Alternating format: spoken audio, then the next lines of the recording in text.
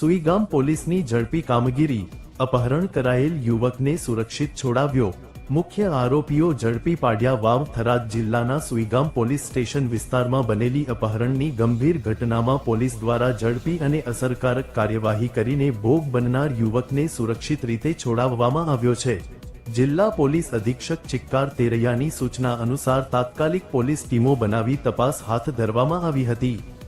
મળતી માહિતી મુજબ ખડોલ તાલુકાના રહેવાસી હિતેશભાઈ લાલજીભાઈ આશલ, ઉંમર આશરે 25 વર્ષનું અજાણ્યા શખ્સો દ્વારા અપહરણ કરવામાં આવ્યું હતું.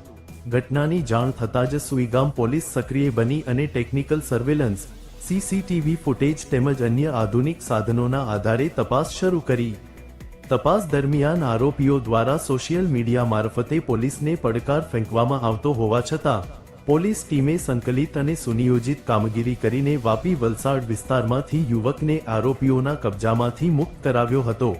આગળની કાર્યવાહી દરમિયાન આરોપીઓના અલગ અલગ ઠેકાણાઓ શોધી કાઢવામાં આવ્યા અને મધ્યરાત્રિએ કચ્છ જિલ્લાના ભુજ નજીક આવેલા ગામમાંથી મુખ્ય આરોપીઓને ઝડપી પાડવામાં આવ્યા છે.